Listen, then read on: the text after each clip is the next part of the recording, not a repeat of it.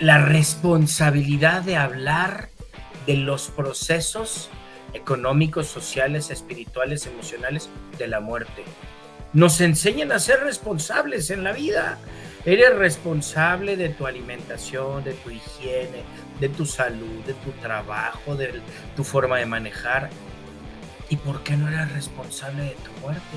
Porque la terapia es que nos pongan nuestros pensamientos en un espejo y ver si encajan con esta versión que somos. Y el problema es que andamos queriendo poner de espejos a la mejor amiga que de seguro está igual o peor que tú, a tu compañero de trabajo que le ha ido como en feria, a la que está súper amargada o súper amargado. Bienvenidos a Grow Together, desaprende y transfórmate. Esta es nuestra 14ª temporada. Comenzamos. ¿Qué tal, amigos? ¿Cómo están? Bienvenidos a esta 14ª temporada. El día de hoy estamos muy contentos porque vamos a tocar un tema muy interesante. Ya hemos tenido la oportunidad de conversar con Quique González, que ahorita lo vamos a presentar nuevamente, para explorar este tema de la tanatología. Pero el día de hoy tenemos una charla súper especial porque vamos a hablar sobre un proyecto que está rompiendo todos los paradigmas en relación a la tanatología y los cuidados paliativos. Entonces, un placer poder recibirlos por acá. Selmira, Quique, buenas noches, ¿cómo están? Hola, buenas noches. Muchas gracias por la invitación. Gracias, Héctor. Hola, Selmira. Buenas noches. Hola, buenas noches. Muy bien, queridos amigos, y para quienes no conocen a Selmira y a Quique, déjenme se los presento muy rápidamente. En el caso de Selmira Castañeda, ella es licenciada en Educación Especial y tiene una maestría en Ciencias de la Familia y Consultoría. Ha tenido la oportunidad de tomar diversos diplomados en relación a tanatología, cuidados paliativos pediátricos, acompañamiento del duelo, inteligencia emocional y perdón. A lo largo de los últimos años, desde 2018, ha tenido una amplia trayectoria trabajando con diferentes pacientes, acompañándonos en este proceso en el que, bueno, enfermedades terminales están presentes y los cuidados paliativos y la tanatología han sido una herramienta fundamental para poder dar acompañamiento a estos pacientes y sus familias. Por otro lado, Enrique González, médico de formación, anestesiólogo, maestro en cuidado paliativo, manejo del dolor y tanatología. Se ha desempeñado por más de 16 años entrenando en instituciones públicas como privadas en el ámbito de la tanatología y los cuidados paliativos. Bienvenidas, Selmira, Quique, qué placer tenerlos en este episodio 177, Paciente Lila y sus alcances. No, pues con esa presentación, no, wow, muchas gracias, qué buena bienvenida. Profe, pues bueno, si usted quiere empezar. Gracias. Adelante, Héctor. Sí, Quique, fíjate que siempre nos gusta, como para poder estar todos en la misma sintonía, explicar estas palabras que a lo mejor para algunas personas son muy comunes, pero para otras no tanto. Entonces me gustaría preguntarles primero, ¿qué es la tanatología y los cuidados paliativos? Vámonos comiéndonos el platillo por bocado, ¿no? Cuéntanos. Perfecto. Pues la tanatología es un conjunto de estrategias principalmente emocionales que acompañan a las personas que viven un duelo. Un duelo, llámese por fallecimiento de una persona, por algún cambio drástico en la vida, escuela, divorcio, trastornos demenciales, entre otras cosas, ¿no? Y de ahí de la mano surge el cuidado paliativo. El cuidado paliativo pues es el conjunto de estrategias sociales, físicas y emocionales que buscan proporcionar calidad de vida a un paciente que vive con una enfermedad avanzada o en situación terminal. ¿Cómo se unen estas dos? Pues con mucha frecuencia tenemos pacientes que viven con enfermedades avanzadas y requieren apoyo o acompañamiento tanatológico. Es simplemente escuchar, acompañar y encontrar el camino adecuado para procesar esas emociones con mucha frecuencia con connotación negativa que nos surgen a partir de un proceso de duelo. Específicamente, muy bien. Sensacional. ¿Quieres complementar algo, Selmira? Sí, claro, o sea, la tanatología es una disciplina que ha estado utilizándose ya en los últimos años con muchísima más frecuencia, ¿no? Antes se escuchaba más de los cuidados paliativos como este acompañamiento al final de la vida, pero la tanatología pues al final también es este estudio de la muerte y sus procesos, ¿no? Sobre todo de duelo. O sea, como bien dijo el profe, duelo pueden ser muchas cosas, pero sí en su mayoría sí son duelos de muerte, vaya, ¿no? Creo que sí se enfoca mucho en este tema y es por eso que aquí es donde el profesor Enrique, que yo lo conozco como profesor porque fue mi profesor en la maestría, por eso le digo profe, pero es una eminencia de doctor, pero yo de cariño ya no puedo decirle de otra forma que no sea profesor.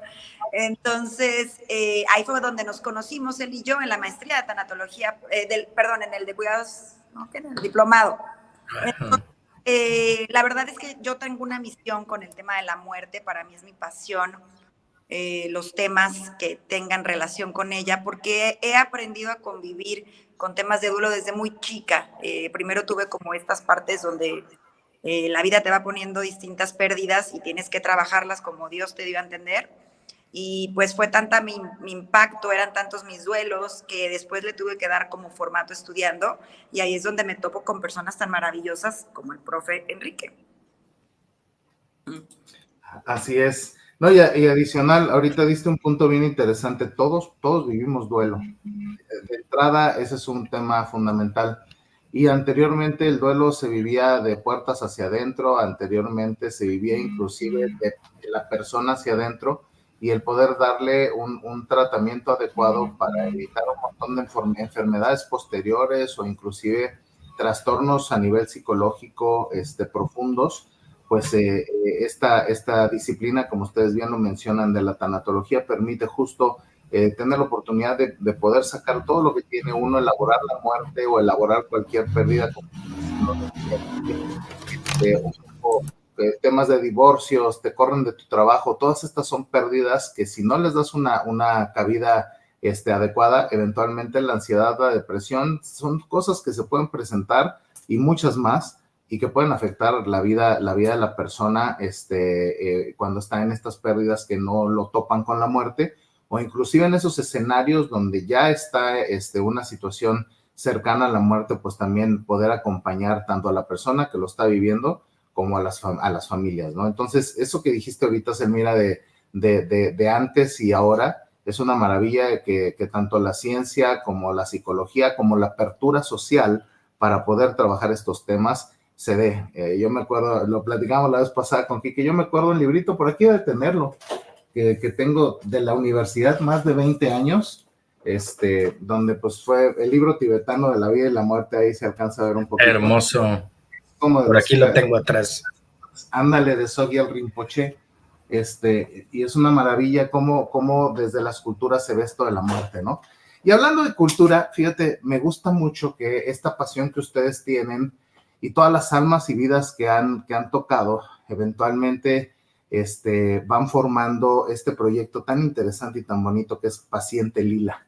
Entonces, el día de hoy me encantaría que le podamos dar un doble clic a este proyecto, que todo el mundo se entere qué es lo que está sucediendo en el occidente del país, allá en Guadalajara, en Jalisco, y obviamente pues hacia dónde se está expandiendo las fronteras de Proyecto Lila, que pues ha nacido como un sueño y el día de hoy está cruzando estas fronteras. Cuéntanos un poquito, ¿qué es Paciente Lila como proyecto? Ay, qué interesante. Pues mira, Paciente Lila es un protocolo institucional para humanizar en el proceso de morir en el área hospitalaria.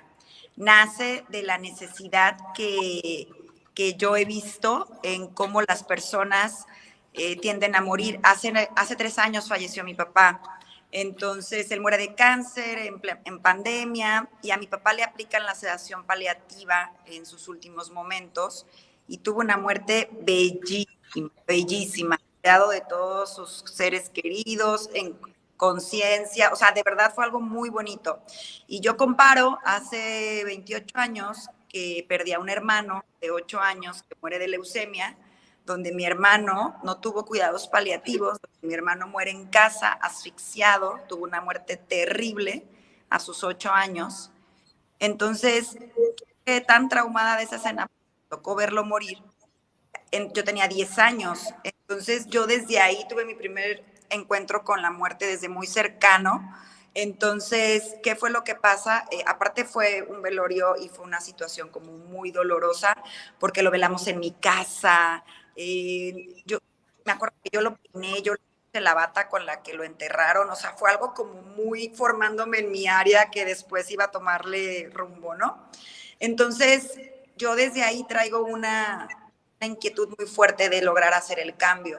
Conforme la vida fue avanzando, pues mis pérdidas también se fueron dando. Me hago tanatóloga a raíz de un accidente que sucede en casa de mi hermana, donde mueren mis sobrinos a consecuencia de un incendio. Entonces, pues fue un accidente tan terrible y tan chocante y tan inesperado que en la búsqueda de que mi hermana no se volviera loca o se suicidara, pues fue que nos pusimos a estudiar y a recorrer un sinfín de, pues, de alternativas, ¿no? Cuando estás desesperado vas a todo. O sea, nosotras venimos de una familia muy católica y pues con una estructura moral muy hecha a la antigua, ¿sabes?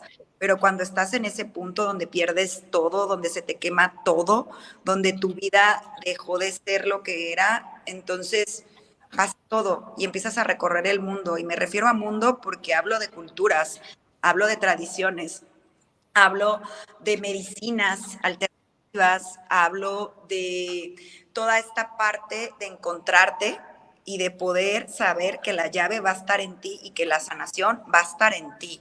O sea, te estoy hablando de psiquiatras, sacerdotes, chamanes, psicólogos, budistas, ateos, veganas, temazcales, o sea, todo. Acompañé a mi hermana a todo. ¿Ok? Entonces, ahí es que me hago tanatóloga, me sigo metiendo a estudiar, ella le daban crisis fuertísimas de ansiedad, crisis de pánico, de verdad era algo terrible, ella ya no pudo ser mamá, estaba operada para no tener hijos, o sea, ya era todo mal, ¿sabes? Entonces, sí. En esta búsqueda es como empezamos en la carrera de la tanatología.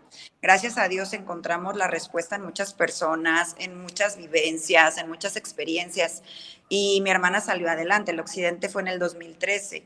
Entonces, ya tenemos todo ese tiempo. Ella es conferencista, escribe libros, se hizo locutora de radio. O sea, le dio un giro a su vida muy diferente al tema de clavarse en el duelo. Entonces, esa fue una maestría muy importante. Y de ahí, pues la muerte de mi papá, ¿no? Que cuando le detectan cáncer es donde yo colapso y tengo lo que le llamo la noche oscura del alma, que es este despertar espiritual donde neta o agarras la onda o la agarras, porque ya la ansiedad ya te sobrepasó y ya no vuelves a recuperar tu paz si no hay un cambio en ti. O sea, el cambio es inminente.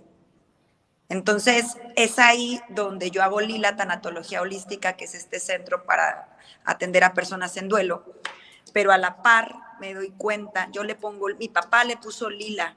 Les voy a contar la magia de paciente Lila. ¿Neta quieren escuchar magia? Sí, por favor.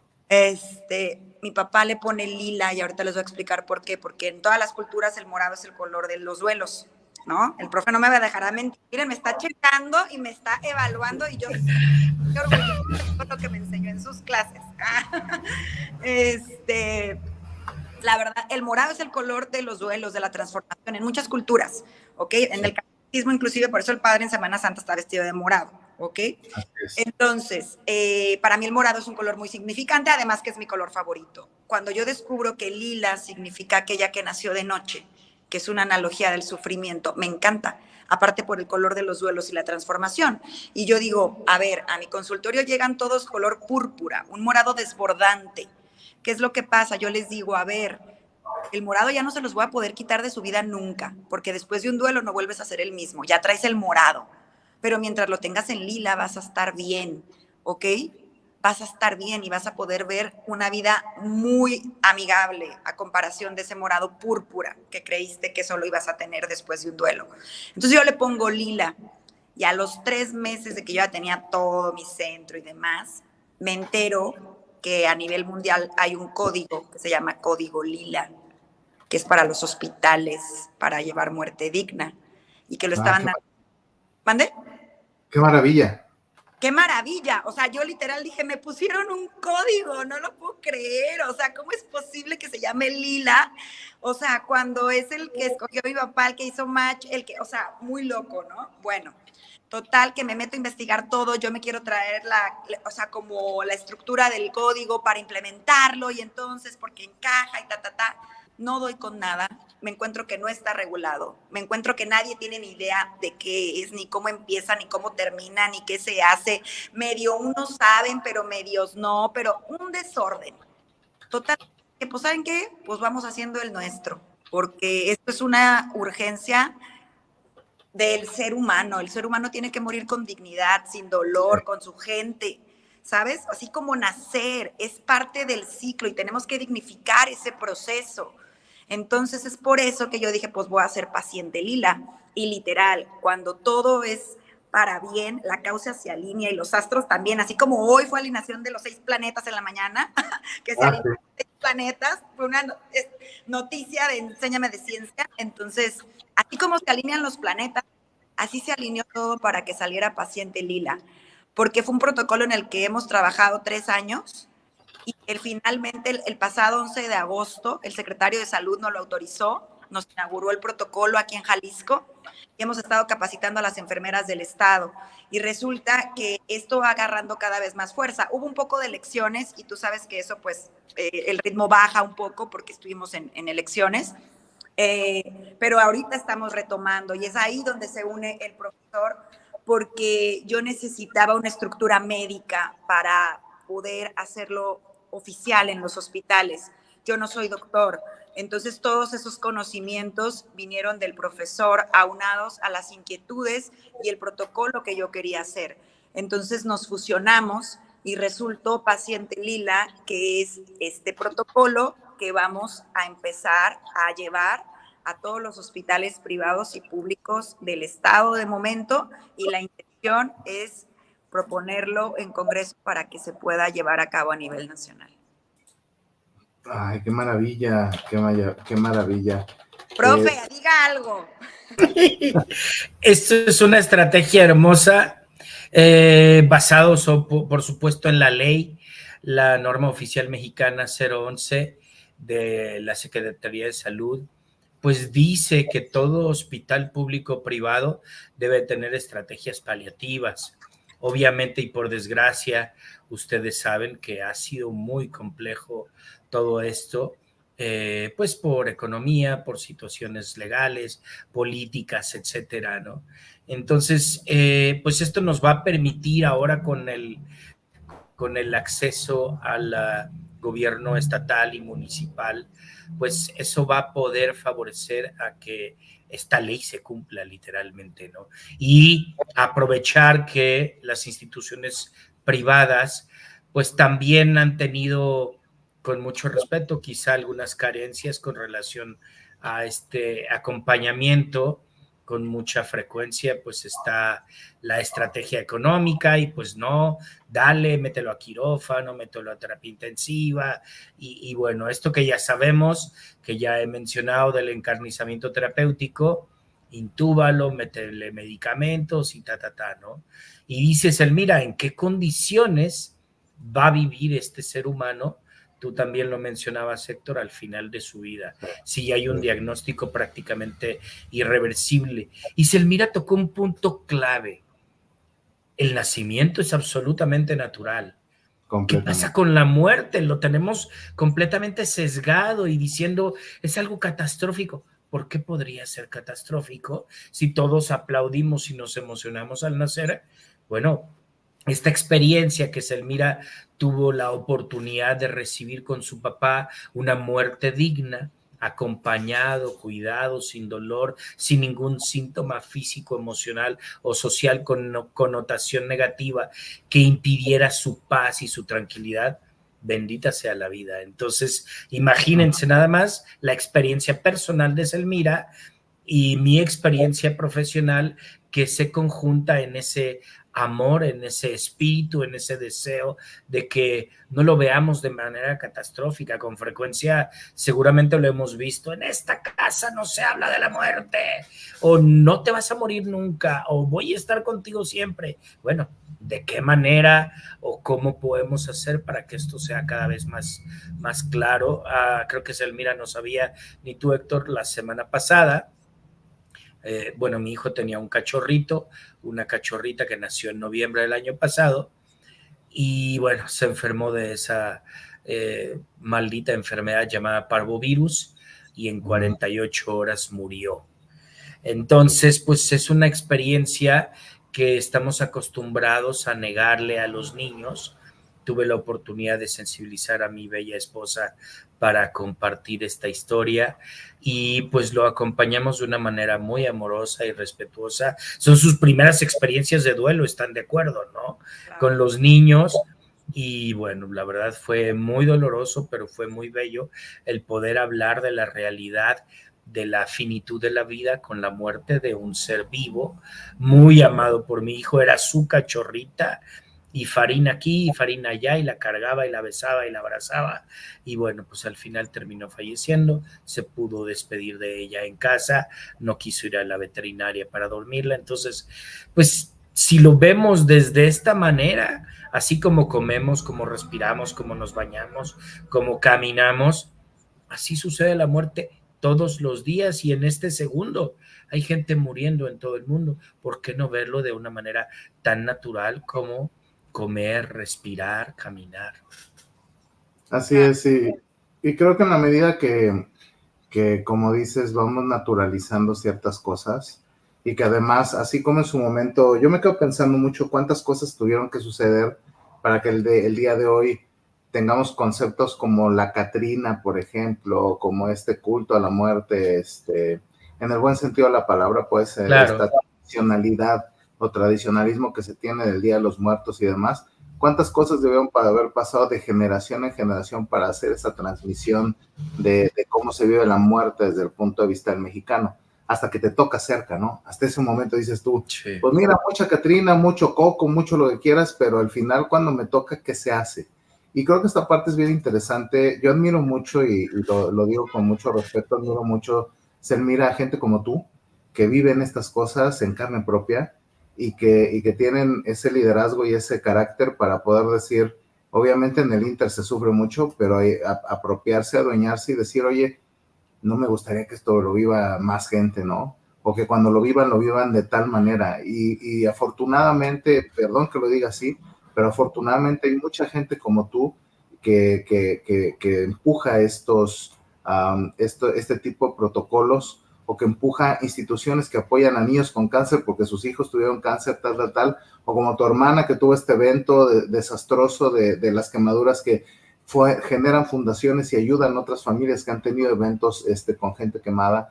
La verdad es que es digno de reconocerlo, felicitarlo, evidentemente. Seguramente te lo ha dicho un montón de gente, pero en el alma del Proyecto Lila, pues está tu papá, están tus sobrinos y esta hermana que te ha tocado acompañar. Entonces, qué maravilla, o sea, poder traducirlo de esa forma.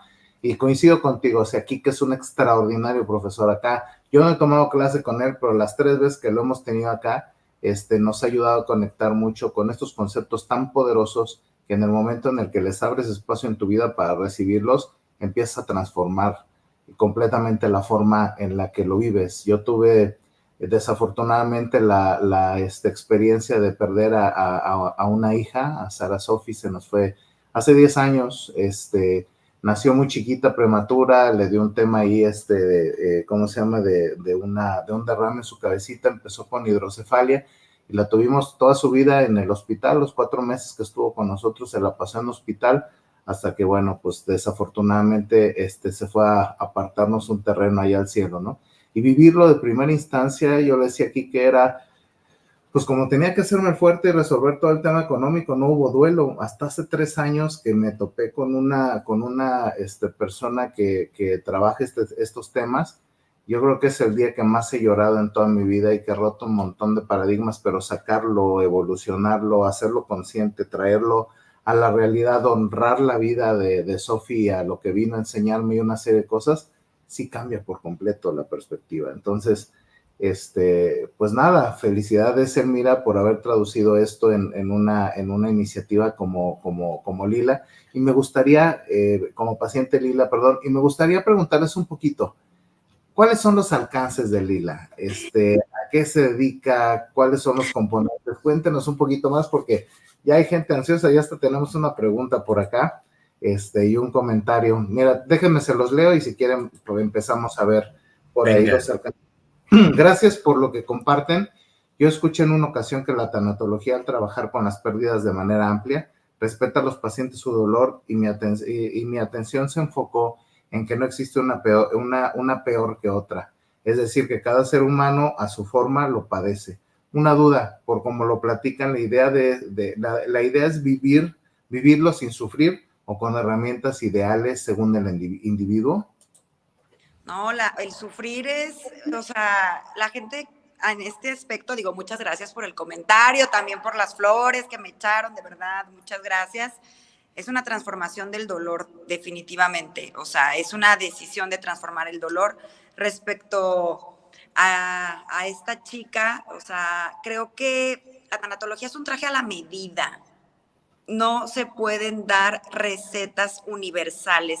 Cada caso es diferente. ¿Por qué? Porque fíjense bien, un duelo te va a destapar todo lo que no has trabajado en tu vida. Y como yo no sé qué no has trabajado en tu vida, no puedo dar la misma receta para todos. ¿Me explico? Entonces, un duelo sí debe de ser un traje a la medida porque no sabemos de qué forma te va a impactar de acuerdo a tus vivencias. Impacta muchísimo qué vínculo tienes con el ausente, cómo fue la pérdida, cuánto tiempo, qué vínculo. O sea, son tantos factores y claro que influye la forma de muerte. Por supuesto que influye. Platícame si no influyó que mis sobrinos murieran quemados en lugar de dormido en su camita o lo que fuera, de 3 y 2 años. Entonces, es algo que voy. O sea, y aquí lo que se intenta es entender que la terapia es canasta básica. ¿Por qué? Porque la terapia es que nos pongan nuestros pensamientos en un espejo y ver si encajan con esta versión que somos. Y el problema es que andamos queriendo poner de espejos a la mejor amiga que de seguro está igual o peor que tú, a tu compañero de trabajo que le ha ido como en feria, a la que está súper amargada o súper amargado. ¿Sí me explico? O sea, pedimos referencia a lo que tenemos cerca y no necesariamente lo que se nos adecua.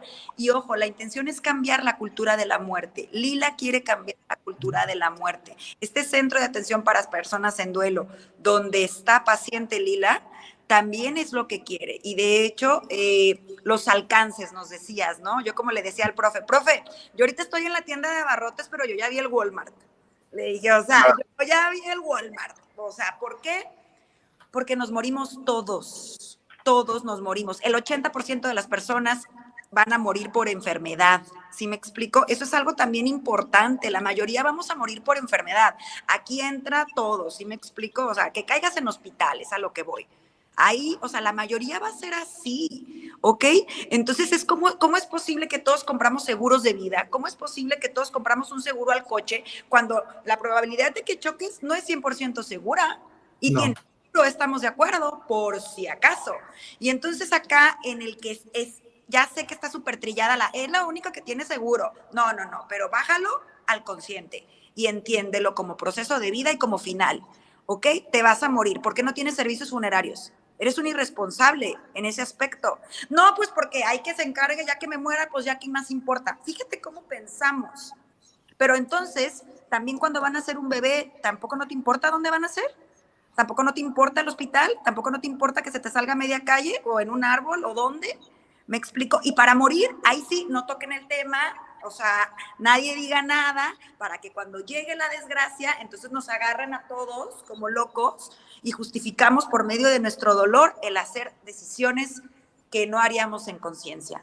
Y es entonces donde los servicios funerarios nos salen carísimos, porque si te vas a cualquier funeraria, es de entrega inmediata, no creas que te lo van a dejar a plazos, porque como tienes la emergencia, es de que aquí te mochas con tanto, ¿me explico? O sea, y es dejar una serie de responsabilidades a personas que no les corresponden. Así es. Nadie se hace responsable de su muerte. ¿Por qué? ¿Por qué se los tenemos que dejar a quien caiga? Tú ahorita haces una encuesta y la mayoría de las personas no tienen servicios funerarios. ¿Ok? ¿Por qué? Porque pues ya que me muera, ¿ya para qué? Pero como si nomás se fueran a morir ellos, como si nunca se les fuera a morir nadie de alrededor. Y nadie se pone a hacer conciencia en ese tema, porque la muerte la tenemos satanizada. La muerte es algo horrorosa, que los médicos es con lo que nos enfrentamos, hablando del profe, es el reto que nos enfrentamos en Paciente Lila. Los médicos les encanta preservar hasta el final de los tiempos, aunque hagan encarnizamiento terapéutico, en ese aspecto es general, obvio, no todos, no quiero generalizar, no todos, hay unos muy humanos, ¿me explico? Pero como Paciente Lila y este protocolo reduce los costos hospitalarios, imagínate qué interesante, o sea, esto es muy atractivo, reduce los costos hospitalarios, en el momento que tú aceptas la muerte antes de que llegue, ¿cómo es esto? Tu familiar acepta que tu hijo, tu papá, tu hermano, tu mamá no tiene remedio y se va a ir, le haga lo que le haga. Quieres aplicar el protocolo para que se empiece la mayor humanización posible, se te dé todo el soporte terapéutico, espiritual, medicina del dolor, se te aconsejen los servicios funerarios, voluntad anticipada, rápido en los trámites administrativos, todo esto que da el soporte de aceptar la muerte antes de que llegue. ¿Y ahí qué pasa? ¿Entiendes? Que la persona se va a ir, le haga. Ya llega un momento en que las personas tenemos que entender esa parte. Mira, yo se lo aprendí a mis padres y no sabes cómo se los agradezco. Mi hermano, que murió de 8 años, murió de leucemia y se murió en un mes. Tenía la leucemia más terrible y mis padres decidieron no hacerle tratamiento. Nunca estuvo hospitalizado. Mi hermano nunca pisó un hospital, jamás. No me enorgullezco, pero también entiendo el proceso natural de vida. Las últimas horas fueron las que menciono que fueron muy terribles, las últimas. Pero realmente toda su enfermedad, o sea, fue tan rápido y que yo me acuerdo de mis papás perfectamente, cuando mi mamá es doctora, cuando dijeron, tu hermano no tiene remedio y no le vamos a hacer nada. ¿Sabes lo que es para un padre decidir no hacerle un tratamiento a tu hijo de 8 años? Claro. ¿Sabes lo que eso significa? Terrible. Renunciar a que se pueda curar. Y eso nos lo deben de enseñar, saber retirarnos a tiempo. Y eso aplica para todo, relaciones, trabajos, familia, pareja, todo. Saber retirarte a tiempo, hasta de una enfermedad. ¿Me explico? Y yo lo vi con mi padre, con mi hermano, con muchísimos enfermos que he ayudado en los procesos, acompañar a muchos enfermos terminales. Y es donde, la verdad, se les tiene que tener una sensibilidad para hablar con los pacientes y que sepan que les estás hablando desde el corazón, no estás hablando desde una frialdad o una verdad disfrazada de crueldad, ¿me explico? O sea, no, te estoy hablando desde la empatía, te estoy hablando desde la verdad, te estoy hablando desde que no permitas que tu dolor te nuble las decisiones y que tu familiar esté aquí ya sin estar. ¿Cuántos tienen muerte cerebral? ¿Cuántos ya tienen vida artificial? Están conectados a máquinas y las familias se aferran y no quieren dejar porque no entienden la muerte, porque no entienden sus vidas, porque están tan desconectados de su ser que prefieren tener a alguien, aunque sea en cama, sin importar la calidad de vida que pueda llegar a tener esta persona, pero con tal de que se quede conmigo. ¿Por qué? Porque no puedo trabajar mis apegos emocionales a los que yo les llamo muerte, ¿sabes? Y entonces digo que la muerte es eso todo terrible que se me va a venir después de que esta persona se vaya, pero eso no es la muerte. La muerte solo es ese proceso natural que se realiza al final de la vida, pero todo lo que se desencadena después ya no tiene nada que ver con la muerte. Eso ya son temas que dejó el difunto, situaciones familiares no aclaradas, problemáticas empresariales, hasta pedos con el SAT. ¿Sí me explico? Eso ya no es tema de la muerte. Esos fueron cuestiones que no se arreglaron en su momento como se debía, o que pasó un accidente y no se previó. Llámale como quieras, pero eso no es la muerte. La muerte es el cesar de la vida. Eso es la muerte.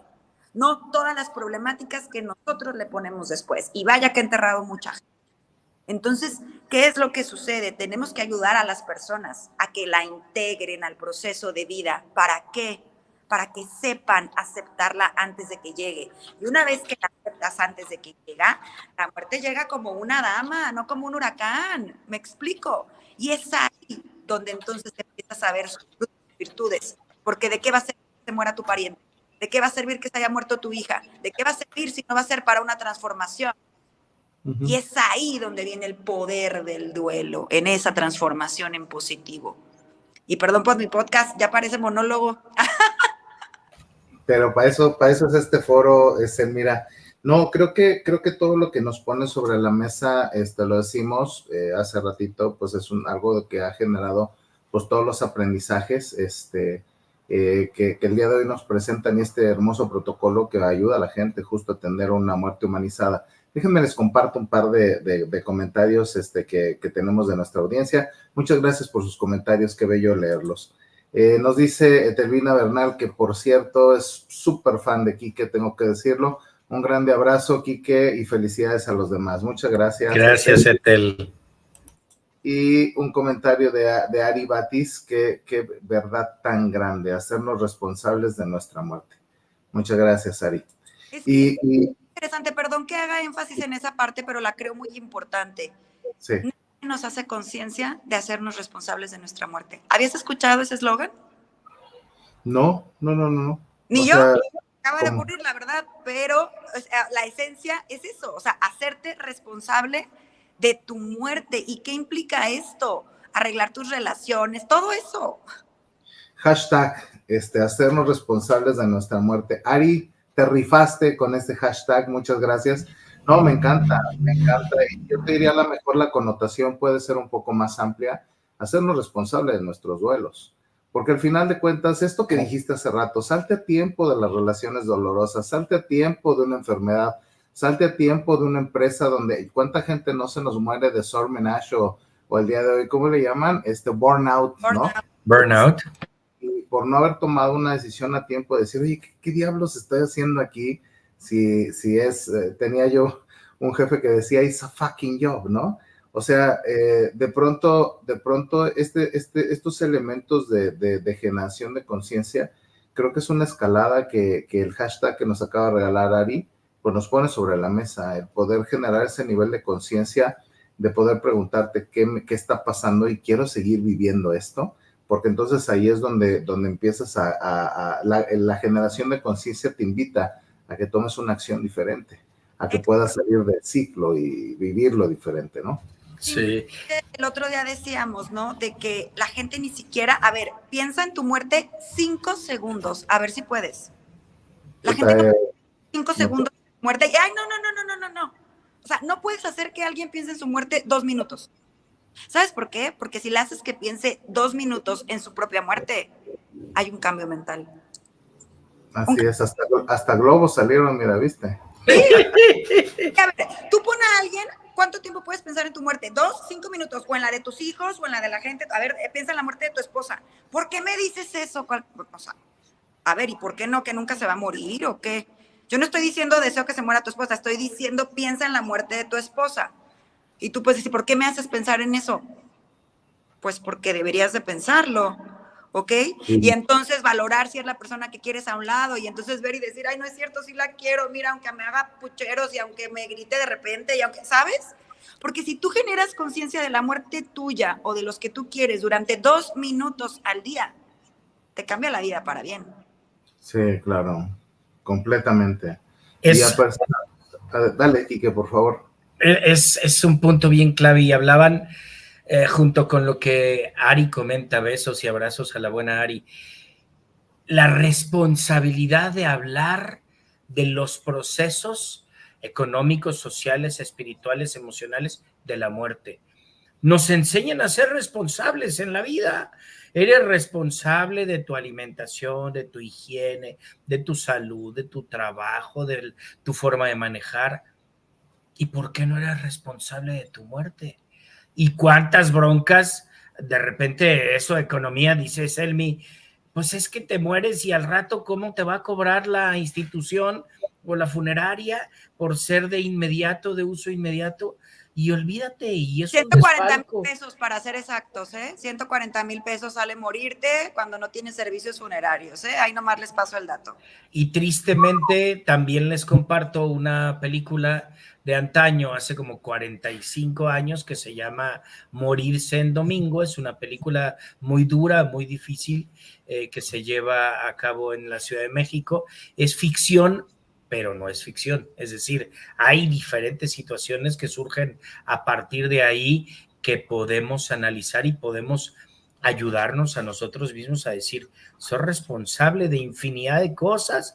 Nosotros los tres que somos padres somos responsables de nuestros hijos, de la economía, de etcétera, etcétera. Y a la hora que te hablan de estos 2 minutos de muerte, no, cruz, güey. Y entonces, pues, ¿a dónde vamos a parar? Profe, como si con solo mencionarla ya nos muriéramos. Imagínate, no, ya hubiera habido medio mundo muerto. Y aquí está la diferencia. En el momento que lo dices, no es que te mueras, sino es que vives. Aprendes a vivir el momento y aprendes a identificar, sí, mañana me voy a morir, pasado mañana. Selmi se va a morir, Héctor se va a morir, Juanito se va a morir, Enrique se va a morir. ¿Y cómo vamos a vivir ese momento? No sé, pero hoy sí sé cómo voy a vivir. Y muy probablemente, si muero mañana, tendré mayor satisfacción y tranquilidad porque viví el aquí y el ahora. Completamente. Mientras más cerca estoy de la muerte, más quiero vivir. Sí. Tal cual. Hay un autor que me encanta que se llama Brian Tracy, no sé si han escuchado. Tiene un libro maravilloso que se llama Si lo crees, lo creas. Entonces, él de pronto dice, oye, pues cuando todo parece ser ya una pérdida, todo parece ser una catástrofe, siempre hay una pregunta clave que te tienes que hacer. ¿Y si pasa qué? ¿Qué es lo peor que podría pasar? Y cuando vas dando paso por paso, oye, no sé, voy a perder mi trabajo, ¿qué es lo peor que puede pasar? Pues que vas a tener unos días de vacaciones porque no parabas para nada, ¿no? Ok, pues sí, que voy a tener que buscar trabajo, que voy a tener que emprender, por ejemplo, que voy a tener, cuando ves la connotación, pues es una connotación de posibilidades. Y cuando no hay posibilidades, cuando el último componente es la muerte, inclusive en ese momento, ¿qué es lo peor que puede pasar? Pues entonces ahí empiezas a ver las cosas que tienes que resolver, ¿no? Claro. Oye, que voy a dejar una deuda, tengo que resolver eso, servicios funerarios, como tú decías, ¿no? ¿Qué más? ¿Qué es lo peor que podría pasar? Oye, asegurar el colegio de los niños, hay varias cosas que en el terreno económico, pero también empieza uno a explorar qué es lo peor que puede pasar. Oye, ¿y cómo vamos conversando esto con la familia para que me vean y me escuchen tranquilo o tranquila? Y eso apoya a que todos empecemos a meternos en un mood de que sabemos qué va a suceder, y con estos apoyos que nos comentan de los protocolos de paciente lila en la parte hospitalaria, pero también en la atención médica y psicológica y tanatológica, pues obviamente se alcanzan herramientas, como ustedes dicen, hermosas para acompañar el proceso. Y bueno, Ari nos dice más cosas, déjenme lo traigo porque anda muy participativa. Muchas gracias, Ari. Dejar documentos ordenaditos, testamento, las contraseñas de todo. Hay 1000 cosas que se quedan y va a parir chayotes la gente que se queda, completamente. Y es un tema, como bien lo decía ella, de responsabilidad con tu propia muerte. Creo que iban a comentar algo. Adelante. Sí. Quisiera tocar el tema de la voluntad anticipada, que es el testamento vital. Que esto creo que va dentro de la cultura de la prevención, ¿sabes? Es este documento con validez notarial, por lo menos aquí en el estado de Jalisco, ya todos los notarios tienen noción de eso, pero sí es un documento donde está a nivel nacional, donde el paciente pone en conciencia todavía y haciendo uso de sus facultades mentales a quien hace responsable, ¿no? Cuando ya no pueda cumplir sus funciones, si quiere donar o no órganos, si va a querer ser entubado o no. O sea, vienen una serie de especificaciones para que se determinen todos los tratamientos que va a querer al final de su vida, y entonces cuando la persona ya no tenga voz ni voto, más bien no tenga la forma de expresarse, ese documento será su voto, ¿sabes? Y así ya no va a haber problemas familiares de que es que fulanito dijo y manganito. No, dejen su testamento vital, pongan cómo quieren morir, eso es bien importante. Existe el documento, se puede hacer, y entonces es bien importante que determinemos cómo lo queremos y quién va a ser nuestro apoderado en momento de enfermedad. ¿Cómo ven? Eso es un punto fantástico que dices, Elmira, el hecho de nosotros podernos hacer cargo de nosotros mismos. He perdido la posibilidad de decidir porque ya no tengo conciencia, pero yo lo dije antes.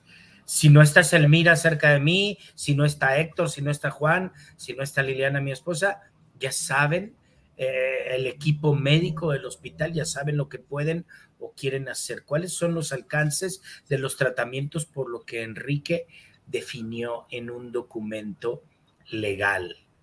Por ejemplo, aquí quiero tocar un punto bien importante donde el profe nos va a apoyar en este tema, porque también quiero hablar acerca de la sedación paliativa, Héctor.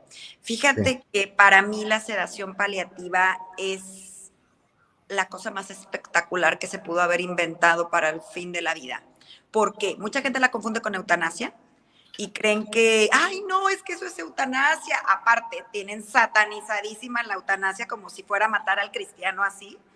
Pero que no vamos a hablar de la eutanasia, ahorita estamos hablando de la sedación paliativa al final de la vida. O sea, este punto, ¿por qué? Porque la gente con sus prejuicios, la gente con sus creencias arraigadas culturales, por ejemplo, es que está muy arraigada la creencia religiosa de que es su cruz y tú no sabes lo que tenga que abonar aquí en vida para ganarse el reino de los cielos, entonces pues que le apoquine poquito, ¿sí me explico? Entonces la mayoría de las personas muere con dolor y dando de gritos, y el profe no me dejará mentir.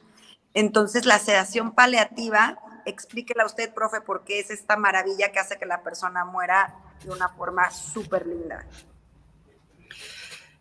Gracias, Elmira. En realidad, pues esto es elixir de los dioses, la oportunidad de darte cuenta que existe una condición que se llama sufrimiento refractario, que tu paciente sufre emocionalmente, sufre físicamente, sufre de muchos aspectos.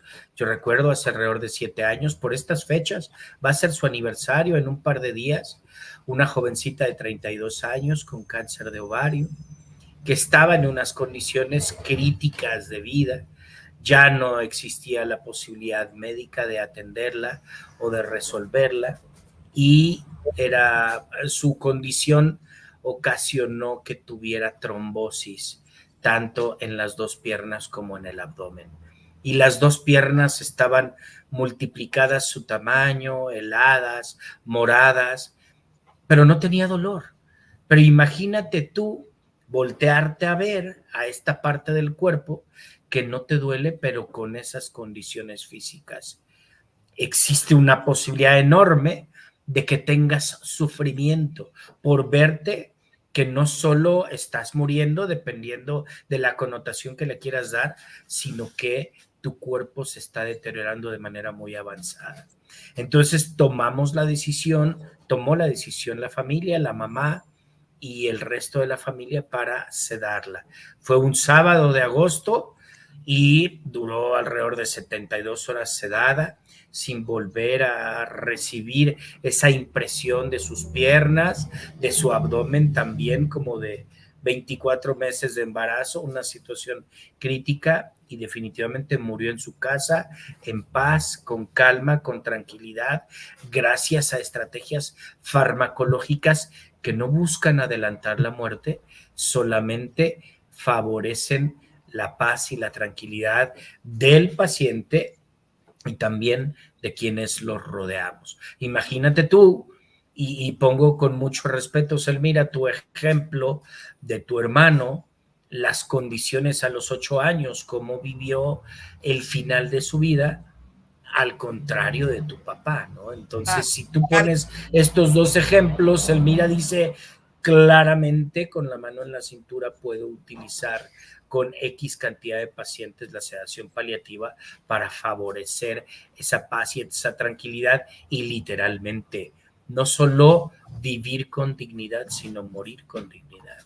Profe, ¿qué es a lo que se enfrentan los familiares cuando no quieren la sedación paliativa? ¿Qué es lo que suelen decirle cuando no la quieren?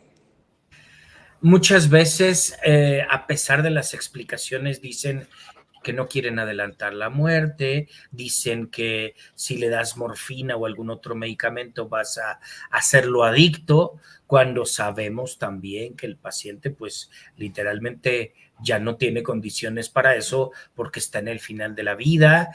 De gorro si se hace adicto. Por supuesto, ¿no? Entonces son una serie de ideas porque no estamos capacitados desde antes y en ese momento tenemos la ceguera de taller de poder recibir esta información, es que no hay que sedarlo y que ya no va a tener conciencia, pero que ya no le va a doler, pero que ya no voy a hablar con él, pero que ya...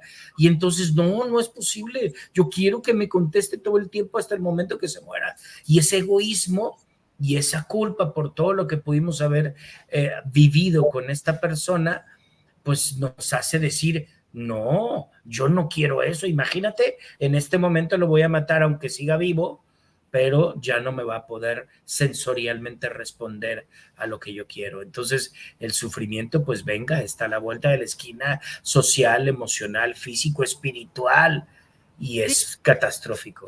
Digamos que es la anestesia de la muerte. La Así de terapia fácil. es la anestesia Así de la es. muerte. Como yo les digo, a ver, es como cuando vas a tener un bebé, ¿quieres con anestesia o sin anestesia? De que el chamaco va a salir, pero la quieres con dolor o sin dolor. Y hay muchas, por ejemplo, que dicen, no, a mí que me duela porque si no, no me siento mamá, y que no quieren anestesia, y son esas creencias. Adelante, a mí me choca sentir dolor, a mí sí me gusta que me pongan anestesia, sobre todo cuando me van a operar. Entonces, creo que es esto, generar conciencia. Estamos abriendo brecha. El profe lleva ya toda una vida en esto y sabe que no ha sido fácil porque se entrelazan muchas creencias erróneas, mucha ignorancia, mucho dolor, mucha superstición también y actos heroicos, porque estás viendo a la persona que literal ya se está prácticamente enfriando y todavía siguen pidiendo milagros las personas. Entonces, lo puedo llegar a entender cuando son accidentes en niños, por ejemplo, cuando son muertes repentinas, lo puedo llegar a entender. Pero ya cuando es un enfermo terminal, que estamos hablando de alguien que por lo menos lleva más de 3 meses padeciendo esta situación, cuando bien te va, porque si no llevan años, y que todavía al final de la vida quieras seguir alargando la agonía de esta persona, nada más para no sentir que no hiciste hasta lo imposible por salvar, por no colgar la capa de héroe y decir, yo pude haber hecho y salvado. El tema es que la gente cree que tiene el suficiente poder como para detener la muerte. Y bueno, para los que somos creyentes, bueno, yo sí creo en Dios, no sé los demás, no sé el auditorio, pero yo sí creo que ahí no entra el libre albedrío, ¿sabes? O sea, sobre la vida y sobre la muerte, la hora exacta en que alguien va a nacer o la hora exacta en que alguien va a morir, no la tiene nadie, ¿sabes? Bajo esa norma no podemos estar queriendo jugarle al Dios y hay que saber perder a tiempo, hay que saber retirarse a tiempo. Y más que nada, yo creo que la tanatología y el paciente lila va muy también por la cultura de la prevención, porque hablar de estos temas es hablar de incomodidades, es hablar de cosas que la gente no quiere, es hablar de... No saben qué te van a decir. No saben qué te van a decir. Cuando les dices por qué no quieren hablar este tema, nomás te dicen que no, que porque no lo quieren atraer. Pero no se animan ni siquiera a explorar más allá del por qué no. Entonces, sí es una cultura que tenemos que ir cambiando, como dices, mucha Catrina, mucho Coco, mucho Día de Muertos, y somos súper cobardes a la hora de tener que enterrar a alguien o despedir a alguien. Sí. O como Gustavo Cerati, que creo que lo tuvieron 4 años en coma, me parece. Sí, sí. O sea, que fue un caso muy sonado, sobre todo en medicina, porque pues estuvo, creo que sí fueron 4 años, ¿no, profe? Estuvo con... Sí, justo. Cerebral o no sé qué, o muerte, o en coma, no sé qué, pero bueno, 4 años y seguía el Gustavo Cerati. Imagínate lo transformado del amor, porque amor no es aferrarte al que alguien esté como vegetal, ¿sí me explico? Amor es aceptar cuando la persona ya se fue. Eso es amor, ¿sabes? Entonces, por eso es importante ir a terapia, porque no sabemos lo que va a manifestar en cada uno el tocar esas fibras de duelo. No sabemos las interpretaciones erróneas que les podamos dar a nuestro sentir. Y por eso necesitamos un acompañamiento correcto que nos asesore de la forma correcta. O sea, porque si nos dejamos asesorar de cualquier otra persona en otros ámbitos, o sea, repitiendo lo de los seguros, cualquier de seguros y te dejas asesorar por ellos, ¿me explico? Porque lo mismo en el tema cuando está médico y que tiene que confiar con las personas que saben, pero nosotros, como el profe, como yo, como tú, Héctor, el generar conciencias, el transformar conciencias, es una ardua tarea y nos tenemos que enfrentar con nuestros mismos iguales, con las partes de nuestro gremio. Acá, como el doctor Enrique, él es un doctor muy iluminado, es una persona muy consciente y muy adelantada para su época, porque solo teniendo ese nivel de futuro, de saber lo que conviene más, es que se piensa como él piensa, pero desafortunadamente muchos doctores no piensan como él. Muchos doctores, la muerte es su enemigo. Muchos doctores quieren seguir hasta el último intento, ya sin importar la calidad de vida del paciente o en qué condiciones vaya a quedar, siempre y cuando la máquina diga que sigue vivo. Y entonces es también quitarle esa frialdad a los doctores y humanizarlos principalmente al gremio. ¿Para qué? Para que sean los primeros en aceptar la muerte de sus pacientes antes de que llegue. Completamente, Selmi y Quique. Hay una pregunta de Ari que se me hace buenísima, déjenme, se las comparto. ¿Y el paciente se da cuenta, se le explica algo cuando hablábamos de la sedación?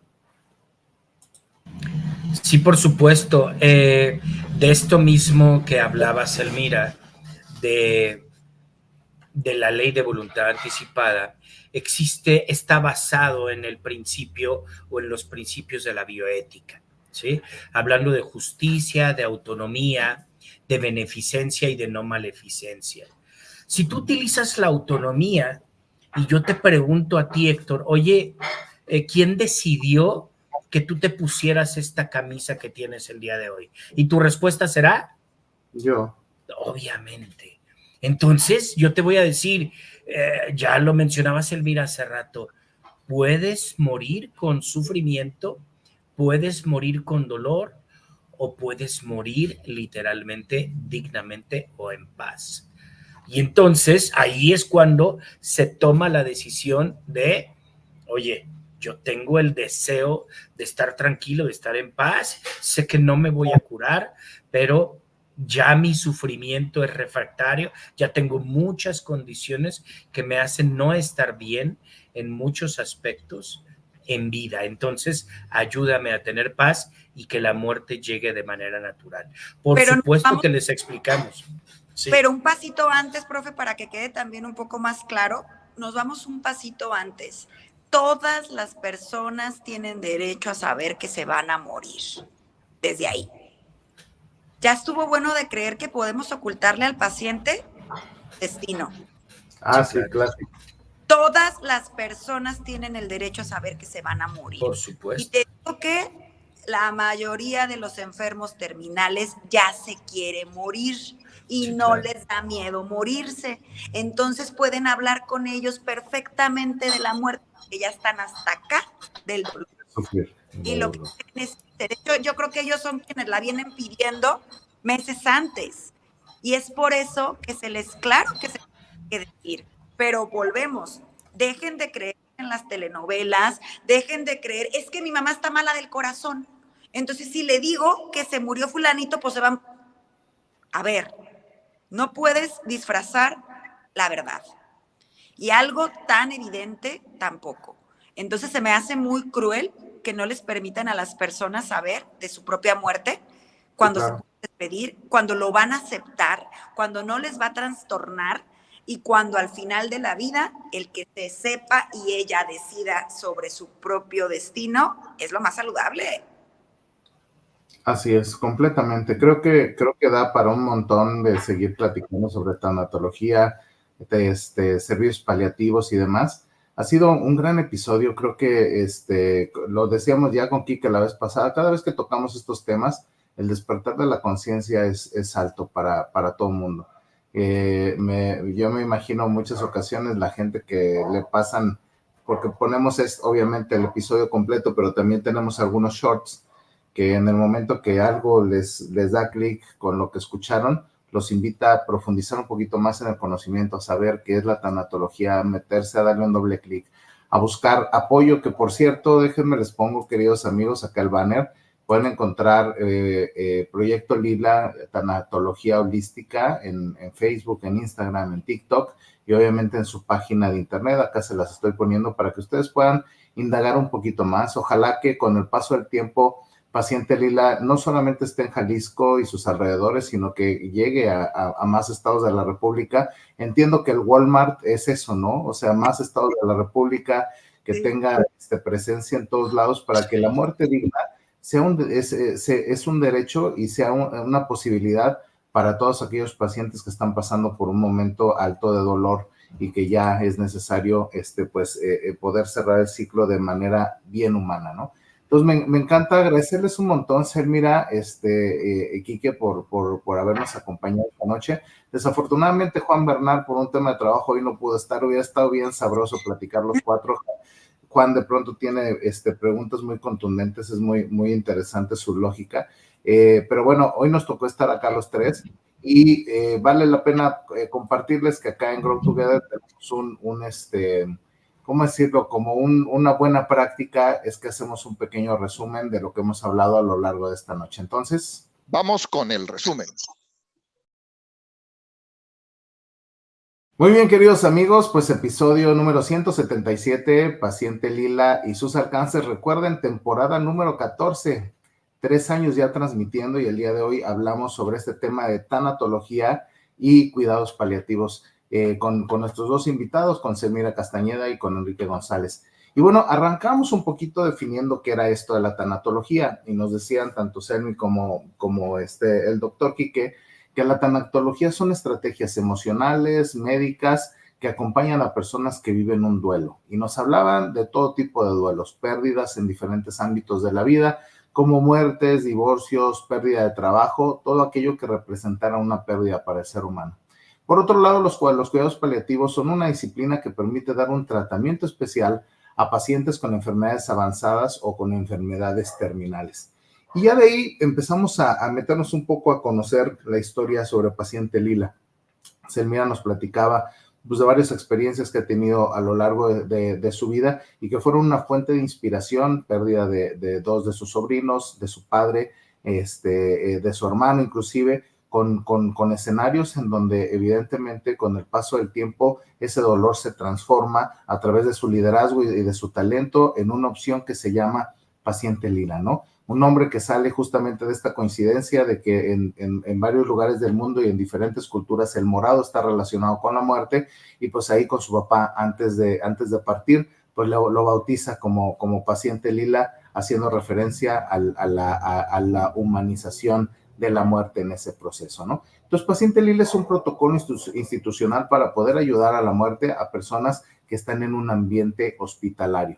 Y por ahí decíamos un poco tanto con Selmira como con Quique, hay pérdidas que pueden ser muy dolorosas y con mucho sufrimiento, con las personas que mueren y obviamente también con sus familiares. Hay pérdidas en donde la muerte puede tener un impacto muy doloroso y hay escenarios en donde la pérdida puede ser muy llevadera para la persona que lo vive, pero también para su familia.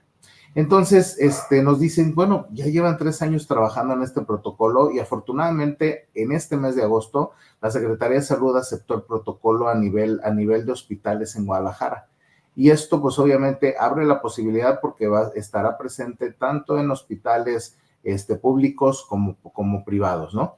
Y este servicio pues estará disponible para todos aquellos pacientes que pasan por un proceso de muerte o que están por pasar un proceso de muerte en un ambiente hospitalario.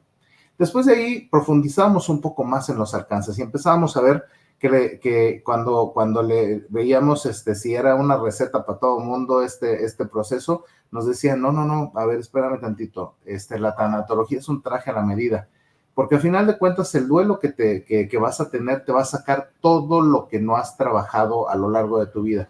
Y como las historias son diferentes, depende de cada persona, pues obviamente lo que se tiene que trabajar en el proceso de pérdida, pues tiene que ser muy especializado para cada persona y para cada familia.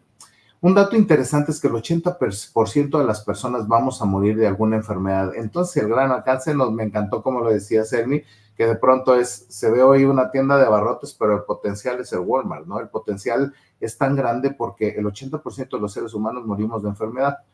Desafortunadamente, bajo estas estadísticas, pues la gente no necesariamente se prepara para morir. No se contratan servicios funerarios cuando sucede en el momento y tienes que solventar el gasto. Es carísimo, nos daba el dato, 140,000 pesos sale morirse.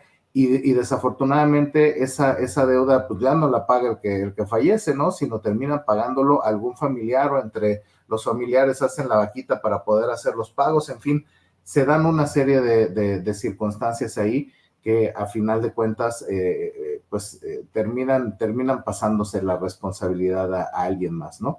Entonces es importante que todos nosotros seamos conscientes, estemos muy presentes de que vamos a morir, de que va a suceder y cómo tenemos que prepararnos. Por ahí tuvimos la oportunidad de que una de nuestras invitadas nos decía, como parte lo decíamos como un tipo hashtag, hay que hacernos responsables de nuestra muerte. Nos encantó que Ari Batis lo comentaba. Y bueno, en el momento en el que se activan estos protocolos de paciente lila, inclusive hasta hay una posibilidad de reducir los costos de gastos hospitalarios, obviamente, porque en el momento en el que ya se anticipa uno con esta parte de voluntad anticipada, o que hay definido un familiar que es el responsable de cumplir la voluntad de la persona que está en proceso de muerte, se toma una decisión y a partir de ahí se planea un proceso. ¿Cómo quieres morir? ¿Cómo se va a manejar en el momento que tengas un paro respiratorio, un paro cardíaco? ¿Va a haber resucitación o no? ¿Qué va a pasar con tus órganos? ¿Cuáles son las decisiones que se van a tomar bajo esas circunstancias? En lugar de dejarlo a la discusión y al emproblemamiento de toma de decisiones entre familiares, tú puedes dejar de manera anticipada tu voluntad de cómo vas a ser tratado ante un proceso de enfermedad en una situación hospitalaria, ¿no? Entonces, esta parte pues nos permite explorar un universo de posibilidades que probablemente anteriormente no tenías conciencia de que sucedía, y que si el día de hoy estás viviendo o alguien de tus familiares está pasando por ahí, estás escuchando este podcast, te invito a que descubras un poco más acerca del tema. Por ahí, antes de cerrar, les voy a pasar nuevamente a la liga para que ustedes puedan ver paciente lila, y pues obviamente esta parte pueda llegar a más oídos, a más conciencias y pueda multiplicarse. Ya para cerrar, nos decía Selmira y el buen Quique, es importante saber retirarte a tiempo. Es una decisión súper complicada, sin embargo, se empieza en el momento que toma la decisión con un plan, y ese plan activa tratamiento tanatológico, tratamiento obviamente desde los cuidados paliativos y la anestesia paliativa, la sedación paliativa, en donde el proceso genera una muerte mucho más humana una vez que se han tomado estas decisiones, ¿no? Y lo que nos decía Selmi es, la muerte es solo el cese de la vida. Todos los problemas que suceden después con el difunto, al final son situaciones que no se planearon, que no se previeron y que puede generar un montón de problemas. Entonces recuerden este concepto, voluntad anticipada. Es algo que se deja por escrito con un notario, en donde con pleno uso de tus facultades mentales defines cuáles son las decisiones que se van a tomar y qué tratamientos se podrán llevar y cuáles no. Y esto se define de manera anticipada para poder dejar por escrito tu voluntad ante cualquier situación que suceda. Esa es una parte, más todos los temas administrativos, de servicios funerarios y demás, que es súper importante que planees para que en el momento que te toque morir, digamos, que la muerte te agarre con tu portafolio bien preparado para que no dejes problemas para tus familiares. Una opción súper valiosa para poder acompañar a estos pacientes terminales que tienen una situación de dolor súper importante está sobre la mesa, que se llama la sedación paliativa, ¿no?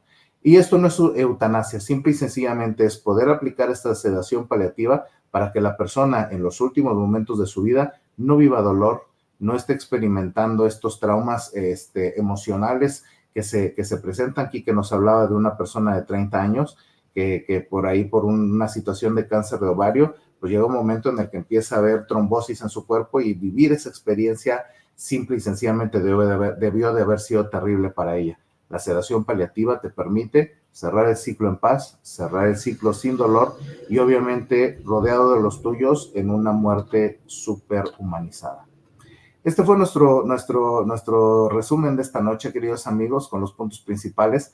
No se pierdan, acá nuevamente les vuelvo a colocar el banner con la liga para que puedan investigar un poquito acerca del paciente lila. Busquen a Selmira y a Quique para seguir aprendiendo un poco más sobre esto.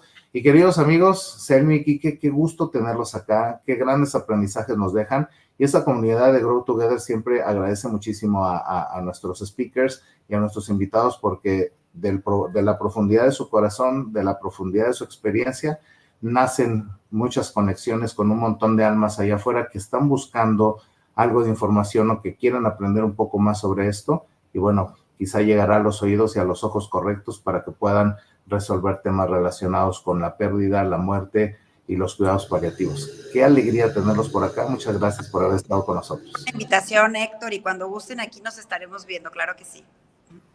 Gracias, Elmira, gracias, Héctor, por esta oportunidad.